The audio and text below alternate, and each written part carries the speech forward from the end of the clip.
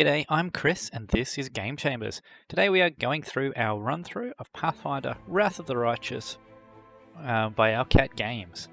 So I've been not going to continue because I think that's going to just go in with one of the characters I've been mucking around with. So we're going to continue our Emerylda campaign, with which we have just met Minago been destroyed by her ridiculous magic. I can't say I was a big fan of that whole encounter because we only had a couple of level 6 paladins against a level 28 mythic spellcaster. How did we escape? How did she let us go? She looked like she was about to finish off whatever she was doing with the Wardstone of Kenabres, and now we are defending Kenabres back into the situation where we are. Feels a bit odd to me, but we will see where Owlcat has decided to take this story. So what do we have in here? We have a personal chest. We've got a few different things in here. Some boots, an amulet, and a pet Owlcat. Okay, not sure what that is. We have a level up, so let's do our level up and see what we can do. So we're going to stick with Shaman. This will let us actually get our next... Oh, do we want to go Persuasion again? Because we do want to keep our laws going up. Yeah, we do want Persuasion. She's our main character. She needs to be able to talk to and convince people of things. Now, for our feat, we want to pick up extra... Does it even exist? Extra hex? Oh, maybe it doesn't even exist as an option.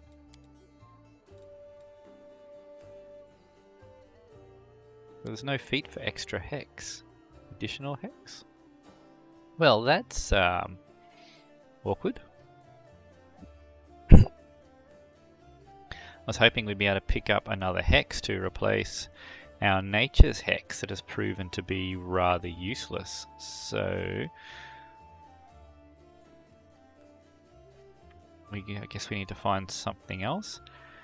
We are working on summoning for her. That is her main focus. She's not very good with weapons, so we don't want any of these. I don't know why these are giving us a thumbs up. She's got terrible physical combat stats. Also with armor, not something she needs. Brew potions could be useful. Again, combat casting, she doesn't want to be in combat.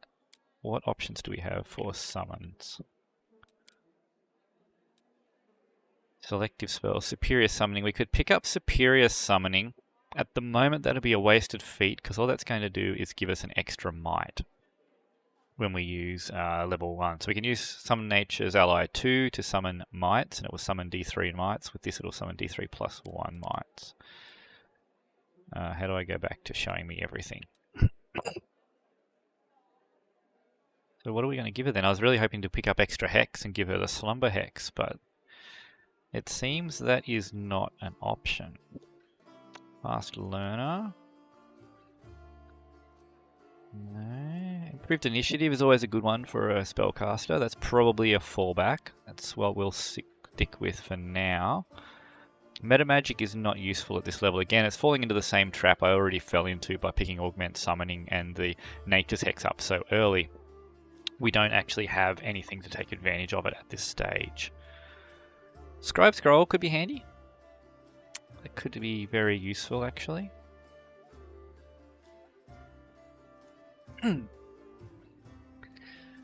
And Spell Penetration, of course, could be useful. But again, not until later on. It's not required till higher levels, depending on what spells I take with her.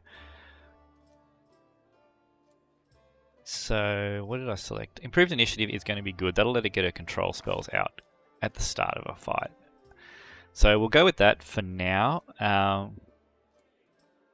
Tempted to respec her but we're going to push through with what we've got. Okay, so that's Emerylda done. Did we pick up any new abilities here? Just our Raven familiar. Let's have a look at the items that we got. So we could give her a melee weapon. We're just going to keep the crossbow for now, just because... Oh, that's a bit of a weird... What's going on there? A bit of a split down the middle of her model. Oh, when we press the inventory we can see our other characters. Okay, we'll do them in a second then. So, where is that owl? There you are. Let's put you down here. Might as well use it. What do these boots do? Saving throw against movement impairing effects. That's probably going to go on to our melee. +2 bonus on persuasion. Well, she is our persuasion user, so you can have that. Okay, let's do Lan then. So Lan is currently a Zen Archer. Let's go back and have a bit of a look at what he's actually got stats-wise. Really high wisdom, really high dex, really high strength. So that is actually a good loadout for a Zen Archer. Okay, we could go into a cleric. Would be an alright option for him as well. What feats has he picked up? What are they under abilities feats? So he's picked up... He's got Brew Potion. Why do you have Brew Potion, Lan? Is that something everyone gets to know? Oh. That's interesting. Why do you have... That's... How does Brew Potion work in this game? Usually only casters can do it with spells that they know how to cast, or someone else can cast the spell for them. So that's interesting. So he's already got Precise Strike, Point Blank Shot. He's good at the archery side of things. He's already got the AC bonus, the Monk Proficiency. Well, let's see what you would get at 3rd level. You're getting a feat. You'll get a key pool. So that will let you do additional attacks or cold iron. What do we do at this level? Magic. I'm not sure how that affects your bow. Fast movement, not super useful. Kai Strike, magic. So if these apply to his bow, that'll help. So where is the Zen Archer? Way of the longbow. Doesn't look like Zen Archery. Zen Archer uses his wisdom to his dex. He's already got a really high dex, so it's a bit pointless. Just gonna get Point Blank Master as an additional free feat. And that'll let him pick up Snapshot later on, which lets him actually threaten with the bow. Kai Strike, magic. What are we getting further on? Kai Arrows, unarmed damage. Okay, so sticking with Zen Archer is not a terrible choice. Was there a... No, it doesn't look like there's a Divine Magus, which could have been a decent option for him too. Now, one thing I'm interested in is the... Eldritch Knight. Do they have the Arcane Archer? No, I thought Arcane Archer was in this. Arcane Trickster is in. Not seeing Arcane Archer though. So you could go to a War Priest, there's no point. The only real other option that he could go, if I'm going to multi-class, would be into Cleric.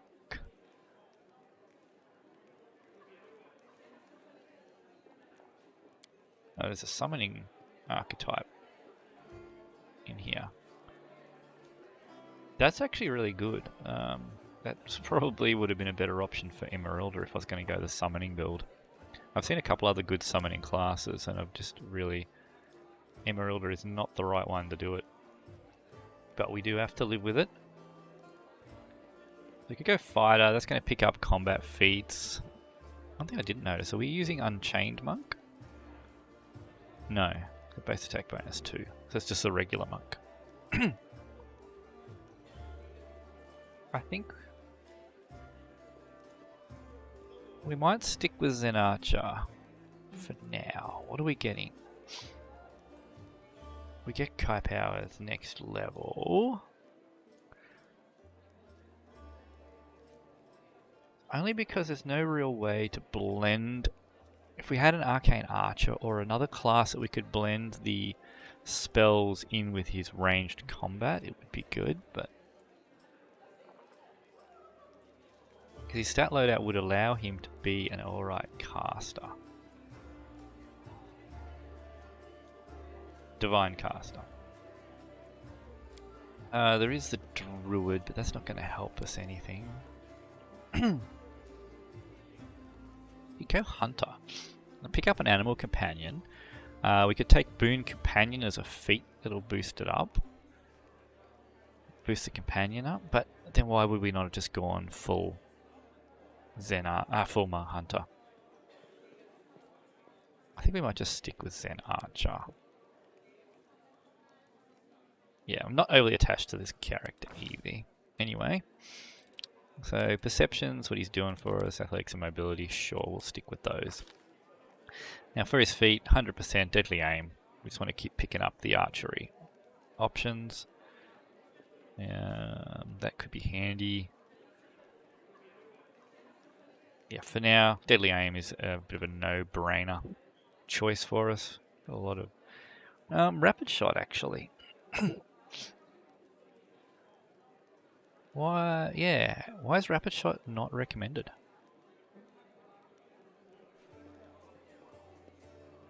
Do we pick that up for free, do we? Is that so we get point blank master there.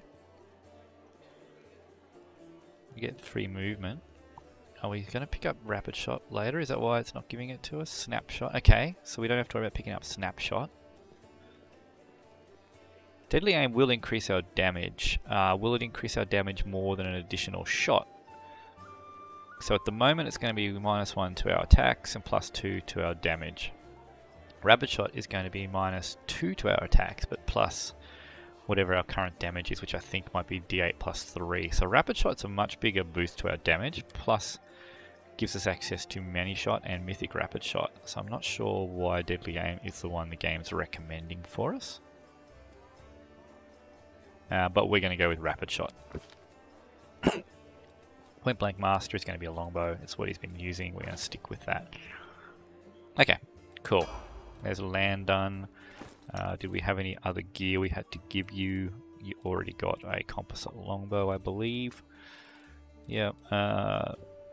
Don't need the boots for you. Natural armor boost. We're going to give that to Sealer as well. Okay, Camellia.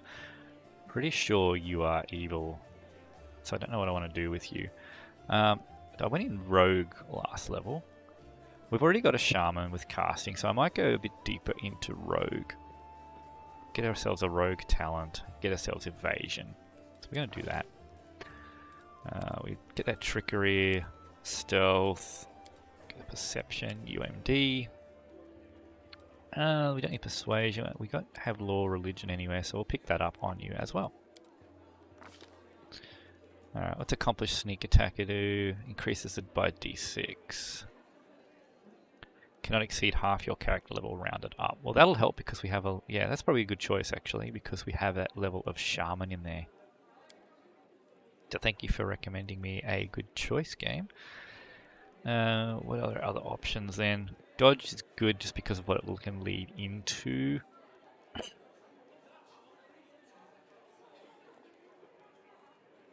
Have a look what else we have. Piranha Strike is also good. But as a rogue, we want to be hitting more. So it's not super useful. Skill Focus, Stealthy, kind of could be useful. 2-weapon fighting, again, not super... 2-weapon fighting is good for rogues. We're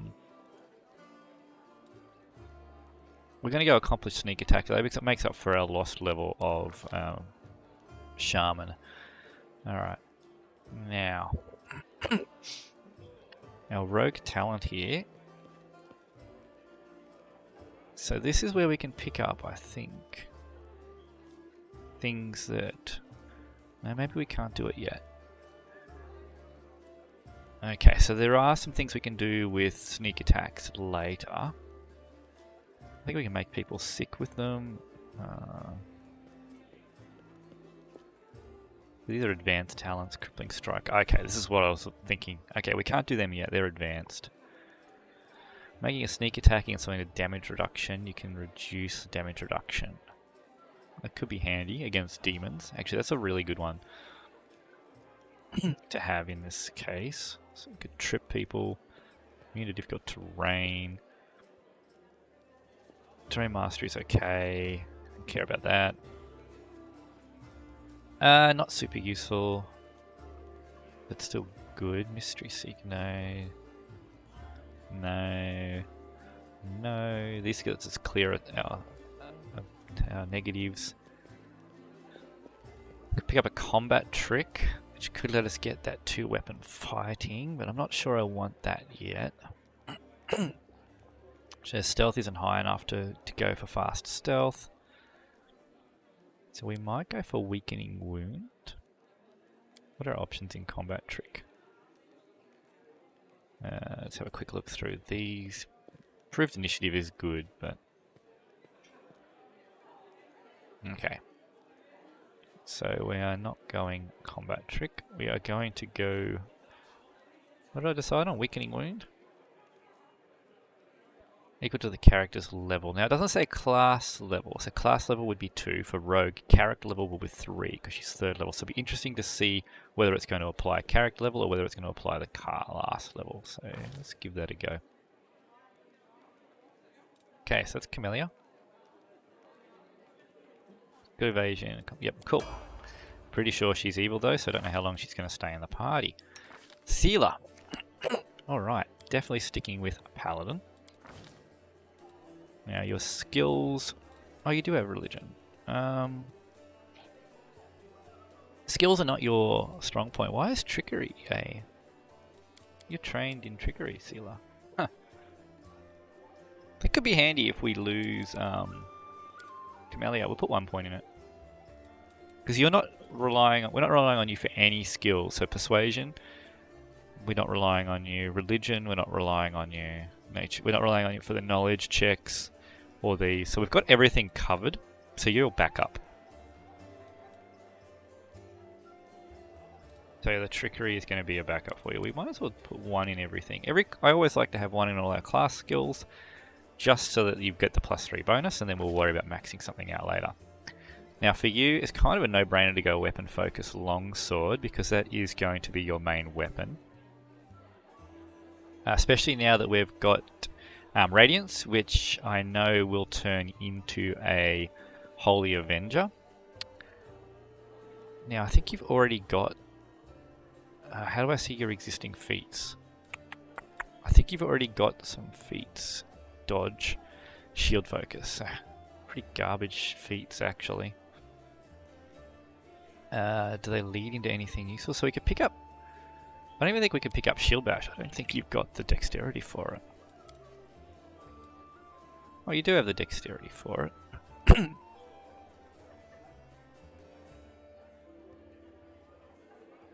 Yeah, but it's a one-handed weapon, so it's not really worthwhile. Missile shield.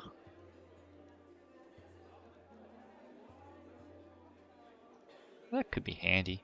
And then ray shield will be handy later on too. So that's a decent thing, but we more want to focus on either getting you weapon focus longsword, which could lead us into shadow defenses, which makes people flat-footed, and dazzling display, which are all good feats. And penetrating strike is also quite good as well. We're going to get weapon focus longsword then, just because we know that's what you're going to be using. Longsword, there we go. Now, mercies.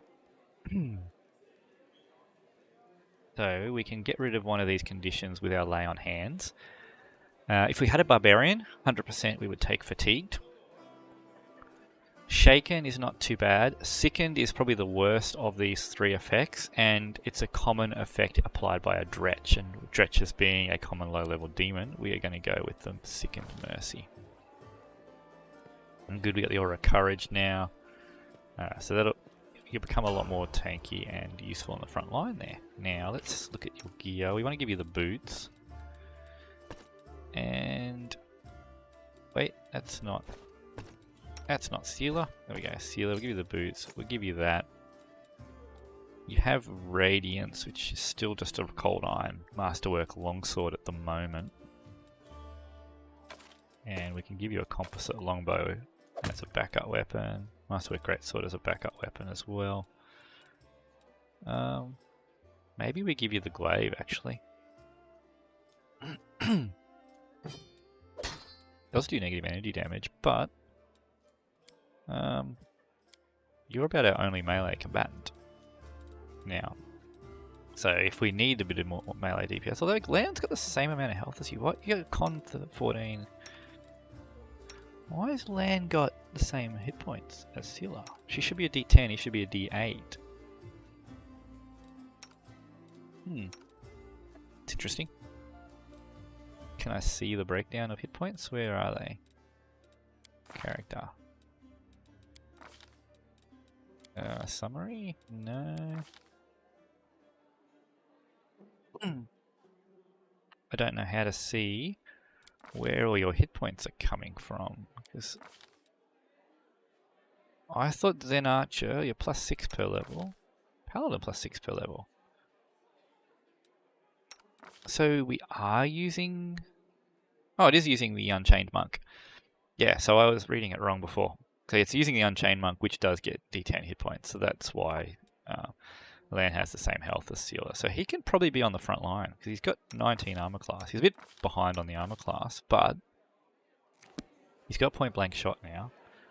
So we probably make more use of him on the front line fights. Alright, let's have a look out here. Hey, wait! Mind if I bend your ear about something?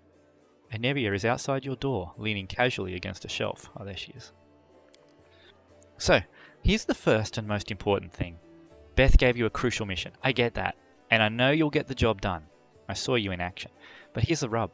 By sending you on an errand, we're weakening our defenses here. If they come at us while you're gone, I don't know if we'll be able to fight them off. Okay, so how's Emerylda going to respond to this? Do you want me to stay here and guard the tavern? You what? No! Your task is far too important. You can't hole up here all cozy-like, waiting for the demons to knock on the door. We need to take the fight to them. But if those freaks try to make a move on this place, Beth will send a runner to get you. If that happens, you leg it back here, alright? Because if you don't, you'll be coming back to a pile of ash. Got it? Okay, she just wants us to make sure we defend. That might be a side quest sort of thing we get. We might pop up every now and then. We've got to come back and defend the tavern. Everything seems clear so far. What else do you wish to discuss? So, the rift the damned beetle left with its scythe? Yeah, well, it cut the city in two, and it's kinda difficult to get across. My scouts tell me there's a halfway decent place to set up a crossing in Market Square. Not that any of them tried it to make sure. But if you've got a mind to go across, and I think you're going to have to eventually, you might want to give the square a once-over. Okay, cool. I don't think Emerylda really wants to know that, but let's do it anyway. When do you think the demons will attack next? Your guess is as good as mine. You might not be here. They could attack the whole damn city. Those vermin know they've lost the upper hand and that we're going to push back hard. If things kick off here, you should know, after they attack, some things could be changed beyond recognition. So if you've got any business that needs taking care of, you'd better do it soon. Thank you for the warning. See you later. Okay. Later. Watch yourself out there. So she's not going to join us. Kind of was hoping she would. Staunton. Now this guy's supposed to be an anti-paladin, but I don't know what's happening here. The dwarf resembles an abandoned citadel, one whose high, crumbling walls are still holding fast, but whose empty, lightless windows make it clear that all inside is dead. Oh, it's you. Good work back there in the Grey Garrison. Name's Staunton Varn. If you've heard rumours about me... His face, which looks like it has never known anything as carefree as a smile, grimaces. Just so you know, everything people say about me, it's true. That's right, we need to find out the storyteller. I need to talk to the elf who calls himself the storyteller. Do you know where I can find him? The storyteller? Staunton strokes his beard in thought. A strange old fellow, that one. He used to sit with me for hours, asking all sorts of things. He never offered judgment or comfort. He just listened. At first I wanted him and his questions as far away from me as possible. But later I realized that talking to him did ease my burden a little. I hope he's alive and well. He's completely blind and feeble too, so if he's alone in the city, well, you probably know what that means. This bug down the middle of my screen here is slightly annoying, but... I do know one place he might be. Look for him in the Black Wing. It's a library. Here! I'll show you where it is on the map. I don't know what use a library is to a blind elf, but he loved the place. He would sit there day and night. What do people say about you? They say I'm a traitor, as bad as a Rilu Vorlash, that I'm a disgrace, even among the ranks of the condemned. That Queen Galfrey should never have spared me, that I belong on the gallows. So Emerylda was the one that actually was instrumental in the creation of the world wound. Tells you a little bit more about it there. Don't recall the condemned. Oh, okay. Made up of criminals. Why do they hate you so much? You really don't know? Staunton gives you a long, morose look, then sighs. I'm the reason why the Crusade forces are holed up in the fortress on the edge of the world wound, instead of bringing the fight to the demons. We used to have a foothold in the wound, the mighty, unassailable city of Dresden. We used to have it until it fell. And all because of my stupidity, I gave the enemy our main citadel. I was tired. They wanted to execute me, and rightly so. But the Queen intervened. She said that I should live and fight in order to undo what I have done. So that's how I live, decade after decade. Fighting the condemned. The dwarf shrugs. As you can see, I have fixed nothing, and I have earned no one's forgiveness. Are you going to spit in my face too? It wouldn't surprise me. Here we go. Gonna forgive him. Do you keep living and fighting with it? No, that's not really Emerylda. You were given a chance to live, so live. Is maybe a little Emerylda.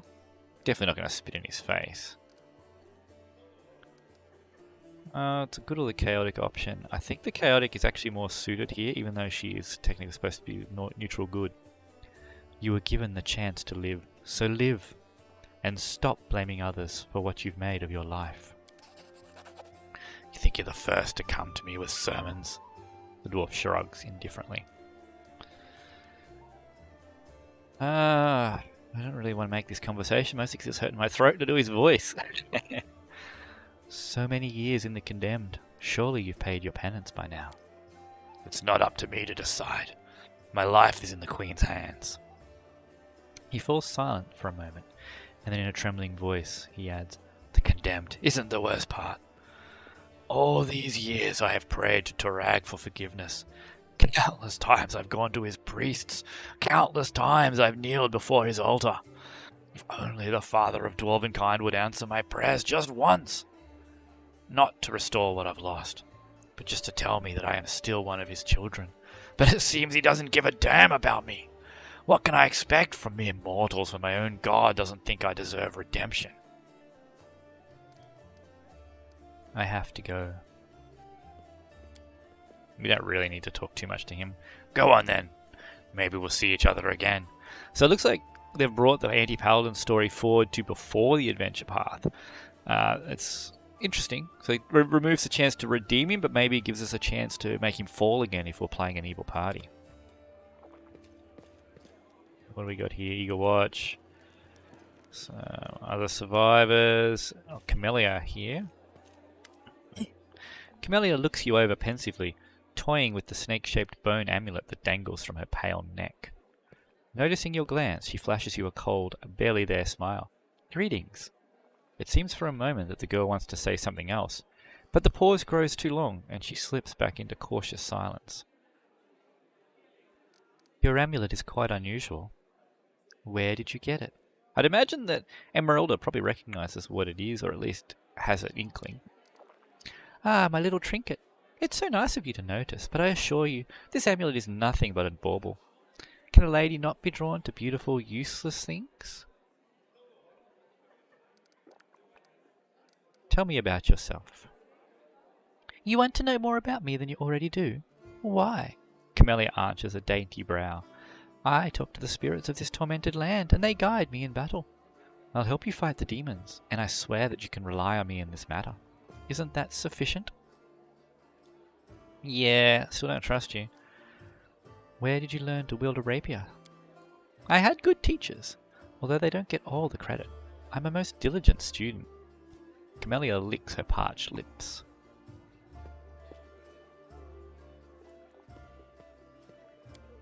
Anyway, as much as I enjoy our delightful conversations, the spirits are calling me, and I must respond. Please excuse me. Camellia turns away, watching you out of the corner of her eye. Yeah, Alright, Horgus, you got our 2 grand.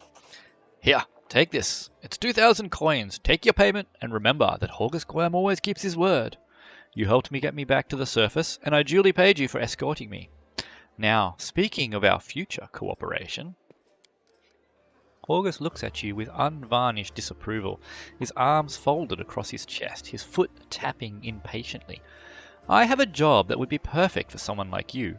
Naturally, I'll pay generously for your services. What do you mean, a job for someone like me? For an adventurer ready to sell their soul for booze and then lie down drunk in the gutter. Or do you think you're different somehow? A travelling knight, perhaps? Noble of birth, but without a coin to your name? Well, I did like you, Horgus. Horgus sizes you up critically, then sighs and shrugs. You seem a reliable enough ally to me, and you did get me out of those mongrel caves, so why should I care what you do with my money once you've got it? Succeeded a perception check. Did we roll? Does it tell us? DC 15, nice. Horgus seems to be one of those people who think the entire world owes him something. However, you hear notes of hysteria beneath his smug arrogance. It's as though he's really quite nervous but taking great pains to conceal it. So let's use a perception check. That would normally be a sense motive check, so that's cool. They've rolled it in for simplicity. Noble birth doesn't give you the right to behave badly. I would ask that you refrain from such statements in the future. Doesn't really seem Emerylda. So what does his job involve? That's probably more like it. You shall be my bodyguard. You see, I have good reason to return to my mansion here in Kenabres. I still have... Well, it doesn't matter. It's none of your business.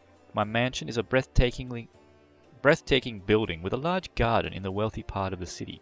Even before the demon's attack, every thief and fraudster in the city had tried to get inside, one way or another.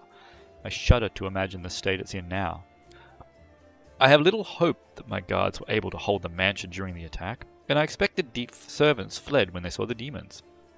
Only Abadar knows what's happened there since. Therefore, I would ask that you meet me at my mansion and guard me there until I complete my business. I already asked the local paladins for help, but they have no desire to set foot outside this tavern. Damn cowards and traitors, that's what they are.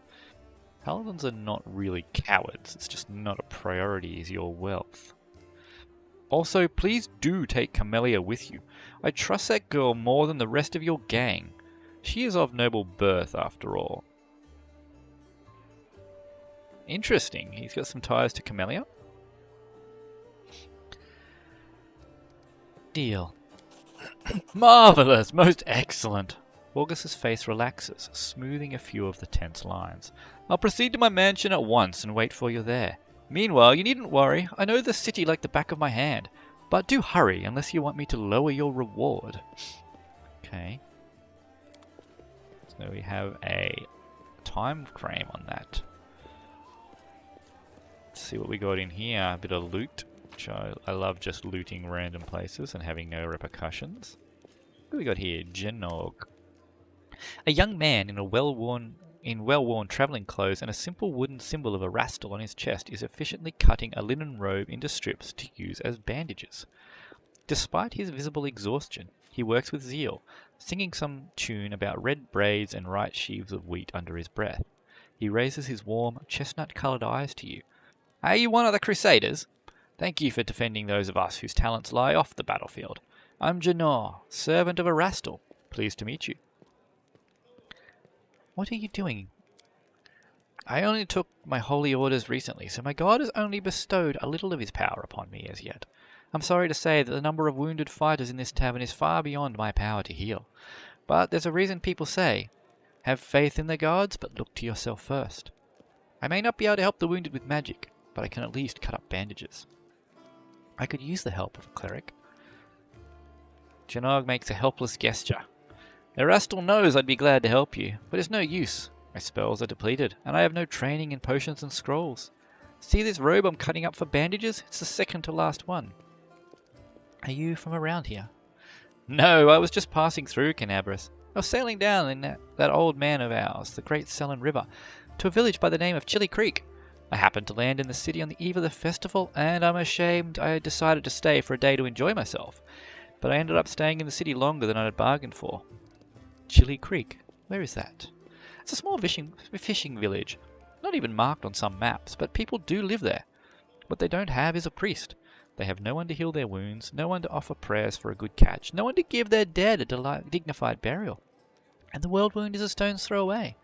So I'll be setting sail for Chili Creek to serve my god and my people. Definitely sounds like an Erastil. Once we've held Kenabres, I'll be going there. If by the grace of the good gods we all survive this, you should come and visit me sometime. You'll find the village here on the bank of the river. The priest marks Chili Creek on your map. Aren't you a young and inexperienced cleric afraid to go to the border of the world wound? I'm going to ask it, but it doesn't really need to. I won't lie, I'm afraid. But what can I do?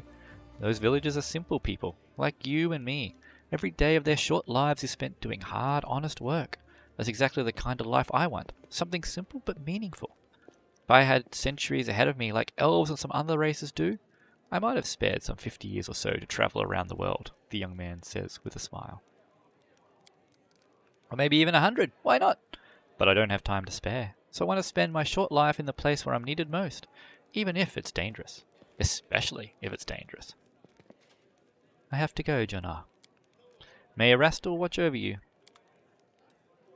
Okay, basement's down there. Born Autumn Haze. Is that a tall, fragile-looking elf sits in front of you, eyes closed. He is pale as a ghost, his arms wrapped in a blood-stained bandage. You spot other bandages on his body under his clothes, but even in such a miserable state, he manages to keep calm. Raising his eyes to meet yours, he says, I am Fawn Autumn Haze at your service. His pale lips are reddened by blood, but you see no signs of pain or fear in his grey eyes. Do you need help? After giving you a cold, intense look, he shakes his head. Do not trouble yourself on my behalf. A local healer tended me. Besides, I come from a resilient, hardy people. My body will endure both the wounds and the poison delivered through them. I am Emerylda. You can trust me. I might be able to help you. After a brief pause, Fawn says, It would be impossible to refuse such a direct and friendly offer. Who is your quarry here in Mendev? Fawn Autumn Haze. I was hunting a fugitive, a Discarite by the name of Kaelessa. It pains me to admit that there are heinous malefactors such as her among my noble kind. I managed to catch up to her here in Kenabres and I wounded her. Then demons appeared and the city was engulfed in flames. I was injured in the battle that ensued and couldn't free her soul from its service to her dark masters. He expresses no anger or hatred as he speaks, only compassionate sorrow. I'm sorry for your misfortune. I hope things will turn out differently next time. He purses his lips. There is no need for pity. Our ancient kind is blessed with great longevity. We gain a deeper understanding of the world than other races, and we learn our lessons better than anyone. That goes from learning from our mistakes as well. I survived, which means I'll be more prepared when next we meet. I wish to aid you in your hunt. Oof. 26 knowledge world. We are not going to make that. Fawn covers his eyes wearily. I thank you, but this is my mission, and I'm used to facing all manners of terrors on my own. I do appreciate your willingness to help. If you happen to meet Kaelessa, take caution. She has turned many innocent souls to the path of evil, and darkness has rewarded her with many gifts. Her appearance alone will tell you that. It is warped, the agate skin, the malicious stare of her blood-red eyes, the bestial teeth. She's more monster than elf at this point. I'm never going to try that. We've got a 2 in 20 chance of making it, so there's like a 10% chance. I'd like to know more about you. I won't hold anything back, not who I am, why I made my way here, or who it is that I'm pursuing. Tell me more about yourself. Other peoples tend to believe that identity is the sum of a person's actions and the events that happen to them. For them, I am one of a long line of warriors of Keonan, who, since his youth, has dedicated himself to hunting evil and injustice. For them, I am a successful and capable huntsman who has tracked down and slain a great many monsters. It's interesting, we actually had a Keonan elf in my run-through of this, Lathander. He ended up, as a magus, ended up getting his mythic power and returning to Keonan to fight Tree Razor, who is a demon that threatens that elven city. But I am an elf, and for me, my identity has a different meaning. It is shaped by the place where I was born, and that I love so dearly. I am shaped by what I find beautiful, and what makes my heart quicken, by the fears that come to me in the dead of the night, by the things that I find so intolerable that at the sight of them, my very core darkens and fills with poison. Thus, to tell you who I am, I would require many days and much candor, which is more than you and I have at our disposal.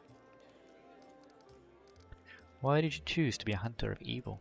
Because I am the son of a noble and a proud nation. We are sometimes criticized for our arrogance, but no one dares doubt our honor. When a crime is committed, we cannot turn a blind eye. If we were to abandon our obligation to oppose evil, if we were to surrender this obligation to other races, we would also relinquish our preeminence. I have no more questions. As you wish. I have to go. Good fortune to you. Alright, cool. Let's loot this. Cool. Let me go to the basement yet. Not yet. There's some other people out here. We didn't talk to General Hawks, did we? A strange figure towers over the bar. A huge, ungainly man with skin so milky white that his blue veins are visible even from a distance. His bald head is equal parts lumpy and pitted, and blood-filled eyes stare impassively out at you from beneath his pale brows. The glass in the albino's large, clumsy hands looks dangerously delicate, as if one twitch from those calloused fingers would be enough to crush it. A gold medallion engraved with a tankard gleams around his neck. What'll it be? Passed our religion check, so we know he's a cleric of Cayden Cailean. The medallion you're wearing. It's a sacred symbol, isn't it? Are you a cleric of Cayden Cailean? I'm a tavern keeper. Best in the city. The best there's ever been. And I pray to the best god there is. Who are you? General Hawks. Vampire.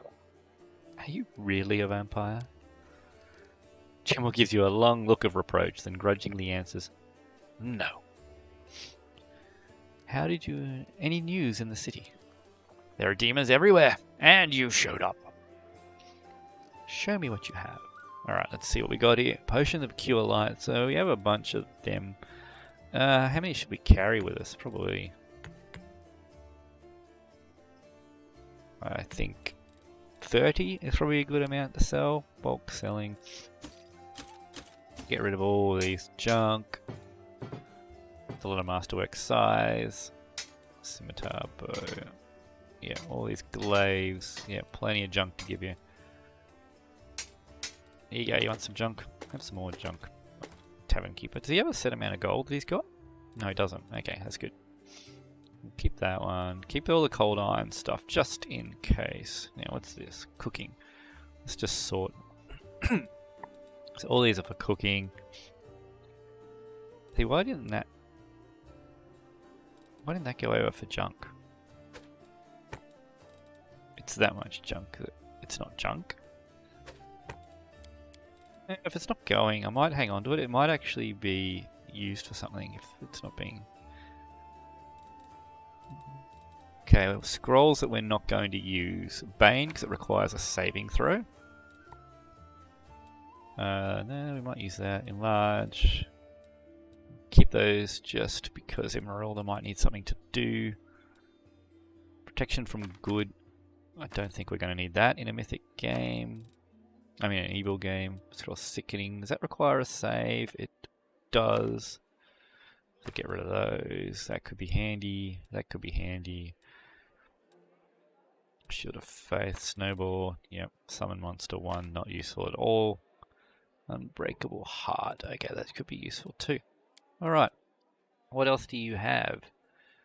Just a bunch of potions. What are these gloves of the neophyte? Oh, that's handy too. Now you cast a cantrip or first level spell, an additional 1 point of damage per dice rolled.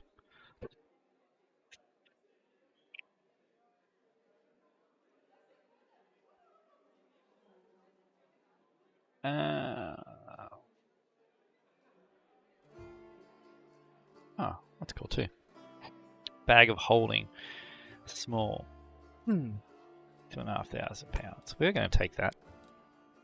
2,500 pounds. What? Why am I saying pounds? Spicy pastry. Let's go with a recipe.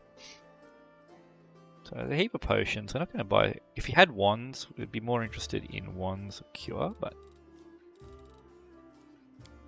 that will do us for now. Okay. Thank you for your time. We've talked to Camellia. New recipe. Okay, let's talk to Anevia. We already spoke to you, actually. Lan. Okay, let's see what you got to say, Lan. Lan greets you with a nod. Here for a chat. I've been waiting for you to come and see what strange beast you've taken into your party. I'd like to know more about you. Let me guess. Your first question is, can you wear a hat with your one horn? Am I right? So can you wear a hat with your one horn? Sure I can, but certain designs don't suit me too well. Lan speaks in a deadly serious voice. You speak common much better than the rest of your tribe. Funnily enough, common isn't all that common underground, Lan says, but your observation is correct. I used to live on the surface with my parents for a while, and I had a chance to learn a couple of things. The language, and the fact that every peasant who sees my scaly mug screams, "Demon!" and runs away.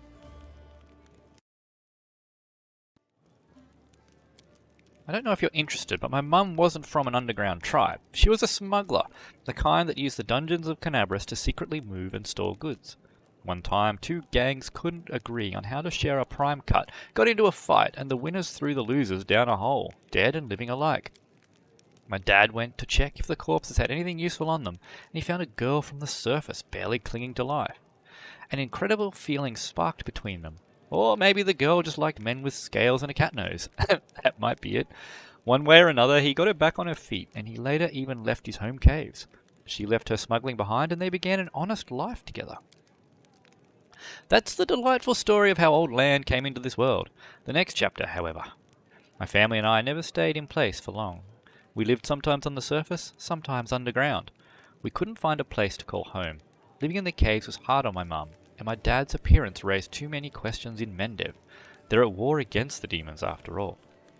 In the end, my parents decided to stop making each other miserable and separated. My father and I returned to our tribe. I think the peasants screaming "demon" had something to do with it. Or maybe Dad just couldn't stand life without rat tail soup. I wouldn't rule out the possibility. Did you come with me so you could see the surface again? No, that wasn't it. I just don't have much patience for certain types of creatures. Demons, I mean. If they want to destroy Kenabres, I'll be on the side of the people they're attacking. Lan looks away. Lan, you're my companion, and companions should trust each other. I'm counting on you to give me honest answers, not excuses. Lan looks ashamed. I guess you're right. I shouldn't have been so evasive. It's just some things are hard to talk about. My family, for example. My birth, hell take me, turned out to be a great misfortune for my parents, all because I'm relatively healthy. I'm the best thing that can come from a marriage between a cave-dwelling mongrel and anyone from the surface. A healthy child with the right number of hands and feet, no apparent defects, no missing organs or other problems. They saw hope in me, and so risked having more children. They thought it would somehow be alright. A growl edges into Lan's voice. I could have had 4 brothers. The first was born 2 years after me and died 3 years later. He didn't have a nose, nothing even remotely resembling one. He could only breathe through his mouth. Mum and Dad were afraid to take their eyes off him for fear he'd choke and suffocate on something. But in the end it was his weak heart that killed him. Then there was another pregnancy and birth. I pretended I was sleeping, but I snuck out of my bedroom and listened under the door. All those hours, it was very strange, but I never heard the newborn screaming. Moaning, yes, the priests praying. Then I dared to open the door a little and looked inside. The priests stood there very pale. One of them was holding something, a small object that fit in the palm of his hand. He asked, "Do you know what this is?" And the other said, "I think it's a head." Lan stops. Please, go on. Lan pauses, exhales, and continues in a steadier voice. It turns out that this time Mum was expecting triplets. The first of the babies was born in pieces, and the other 2 didn't live long enough to draw their first breath. About 3 weeks later, my father took me to the caves. He didn't want to leave, I could see it in his face, but I think my mum and he decided it together. The curse my people have carried since the first crusade stood between them. Not to mention 4 dead babies, and old age was rapidly taking its toll on my father. After we returned to the cave, he only lived another 4 years. So if you're asking me why I decided to go up with you to the surface and join the Crusaders, well, the answer is I've always wanted to. I was afraid to leave my tribe, but it always haunted me that I'd die in a world where 4 crusades could do nothing to stop the beast from the abyss, and the number of victims kept growing. I want to change that, or at least try to. And if changing things is too much to ask, then at least get a little revenge. The ones who are behind the world wound owe me a great debt.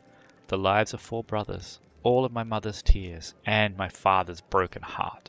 It's a lot. It's so much that killing a couple of demons won't do it for me. I want to do something real and am ready to pay any price. Call it my personal crusade, if you like. Lan gives you a slanted grin. I used to think that things would be better if I had never been born. But now I think I was born for this, to settle the score. That's interesting. There's a lot more depth than the original Adventure Path. I quite like him. Would you like to find your mother? No. The word flies from Lan's mouth faster than an arrow. Then after a pause he continues. I don't want to meet her. Not because I feel any resentment. It's just that she's a half-elf. She barely got her first grey hair, and I'll be a ramshackle old man. She's buried enough children. There's no need to make her witness the death of another one. I hope you understand. I am very sorry, truly. Lan smiles, this time sadly. Well then, I'm very lucky. I met someone who not only helped me choose the right path, but is happy to listen to my whining. Thanks for sharing, Lan. Yeah, the rest of it doesn't seem Emerylda. Thanks for listening. I don't care how old he is. We'll talk about Wenduag, though. Are you sure? Alright. Were you just friends, or were you more than that? Wow, you really don't pull your punches, do you? Lan exhales loudly. There was a time when I asked myself the same question. Wenduag knew me better than anyone. She understood me better than anyone. She was the first girl I ever... you know. But we never loved each other. Maybe I could have grown to love her, but it always seemed like she never understood what love was. Maybe she just wasn't capable of those kinds of feelings. Thanks. I found out everything I wanted to know. Yeah. I thought we'd already said that. Let's go. I don't think we need to talk about any of that. So thank you for your answers. So long. Maybe another time? Well, we don't really want to go through too much at this point. So we got a couple of other named people here. Kayado, who are you? I believe that her help is already on the way. The queen will not leave us to die. Visali Rathimas. A stout old man with a fuzzy grey beard mumbles a prayer. He looks as tired as everyone else in the tavern, but determination is stamped upon his haggard face. What can I do for you? Who are you? Visali Rathimas, the local rector of Abadar. The temple is gone, though, and if we snooze here for much longer, the city will be lost as well. Show me the scrolls you're selling. So we might have a wand. Let's see. I don't really care about your scrolls. Amulet, braces, scrolls. Yeah, lots of scrolls. I see Protector, Guardian of Life. Death Ward, this call's expensive though. Scrolls, Alchemist kits, Scroll Scriber kits. So we probably need those, but I couldn't be bothered at the moment. We're not that rich. More scrolls. You have a lot of scrolls. This is a good supply. But what I'm interested in is, here we go, wands. Enlarge person, shocking grasp. Can we search for wand? No. We sort by name? Name. Okay, there we go. Okay, wands.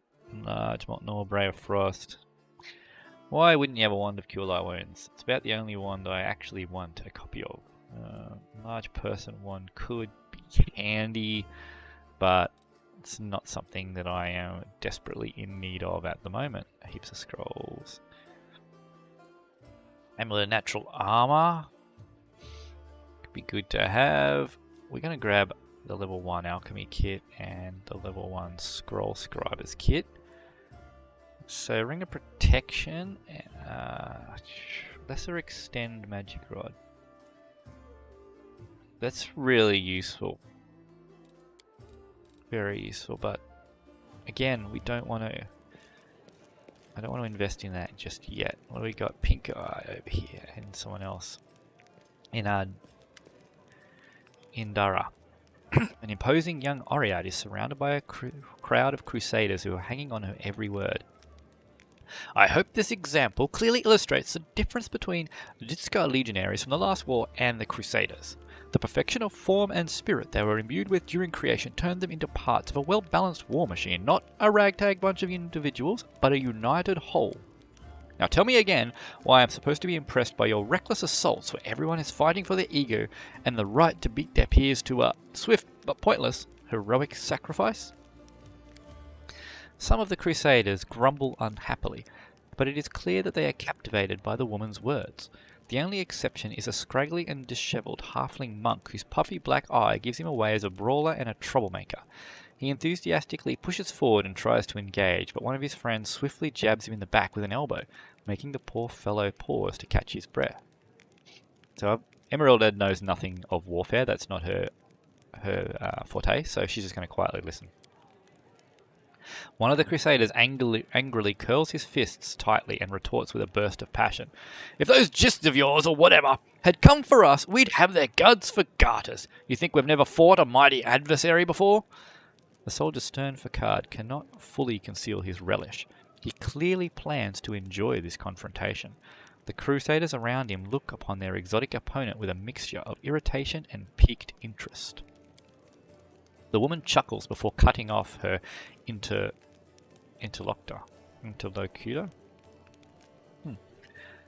I would love to see you storm a 60-foot-tall walking castle shaped like a gigantic elephant that carries siege fortifications on its back. And I'll let you know these fortifications were defended by Jitskan priest craftsmen armed with demon-bound war machines. They use the enemies you cannot defeat as mindless weapons. The woman gives the people around her a triumphant look and adjusts her hair with pointed nonchalance. Her voice takes on a lecturer's tone. You should not argue with someone who happens to be the most authoritative researcher on the history of warfare 3,000 years before the foundation of Absalom. The woman looks at you and flashes an amused smile. The lecture is over. Do my esteemed listeners have any questions? Good attacker. Who are you? I am Indara, a warrior, magus, and scholar of classical warfare from Garund. The woman peers at you apprehensively, then sighs. I admit that I am mildly offended by the fact that my name is entirely unfamiliar to you, but I'm willing to accept that this is due to Avastan's isolation from the sophisticated culture of the world at large. You've come a long way to be here. I'd like to think of myself as an inhabitant of Galarian and don't narrowly identify with any country in particular. You're wrong to treat the Crusaders with such disdain. Allow me to explain. A debate? Oh, I will be happy to prove that the current conflict can't hold a candle to the last war of Jitska. All the way back in Earthfall. Very well. The last war of Jitska was waged using a significantly greater number of troops. Both sides actively relied on reinforcements from allied planes, and their strategic planning was perfected through no fewer than 7 rounds of intensive design. None of the above applies to this war of yours. Compared to the Jitska, we are but stone club-wielding kobolds. I would like to conclude my thesis with a few words of wise counsel from Dagon, an advisor to the Pharaoh of forgotten plagues. I doubt you will comprehend the true genius of his statement, but here it is nevertheless. A gadfly sees the ox pays no heed to the gadfly, but crimson fever takes them both. Okay, so we got diplomacy.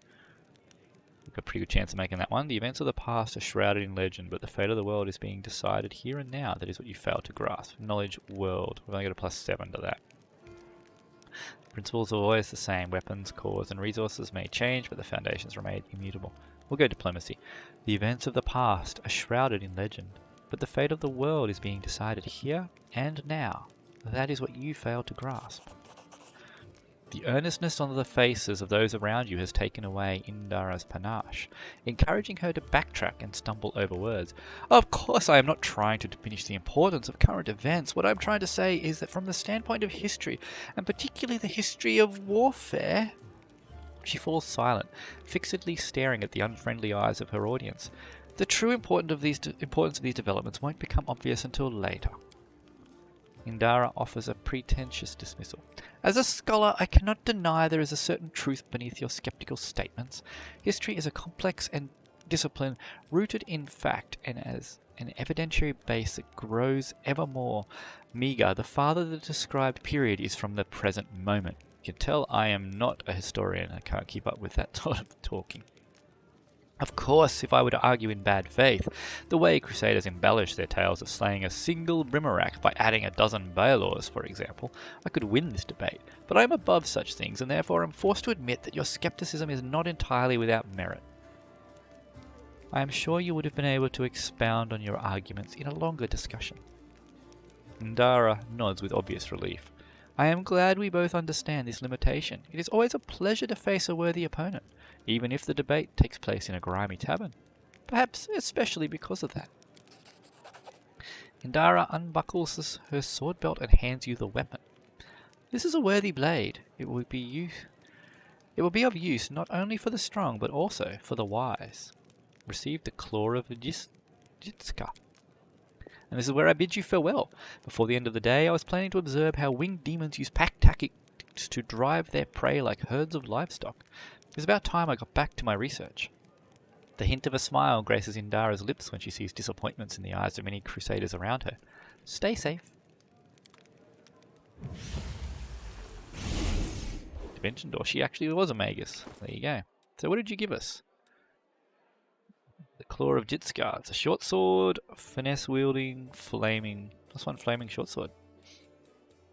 Well, that's quite a good little weapon. What were you wielding? A cold iron rapier. Well, you can use that instead. So it will reduce your attack bonus, will it? No, same attack bonus. So instead of doing d6 damage, though, you'll do 1d6 +1 plus another d6 fire. So that's heaps better. Okay, yeah, that'll make you quite nice in melee. Camellia, do we have anyone else to talk to? We got still a couple to go. Eurobeth, Hilor, and the Spinner of Nightmares. Well, let's not read all of this not right now anyway. What's it all about? Something about Pathfinder Society. Cool, we'll hang on to it. Alright. Oh, and there's Hilor here. Alright, well, we're actually going to wrap up this episode here because it's been an hour. We still haven't finished talking to everyone in the tavern yet, but we have completed our level ups. We still haven't even gone downstairs to the basement, and it looks like we have a way to go outside here. So we'll pick it up next session, and we'll have a chat to Hilor. We'll read Hilor's book, and we'll have a chat to Eurobeth, because I'm sure she's going to have some exposition to give us. Probably a fair bit of talking to happen going forward, and my voice at the moment needs a little bit of a rest. So if you've liked what you've seen, please subscribe to the YouTube channel, hit me a like, and we'll see you in the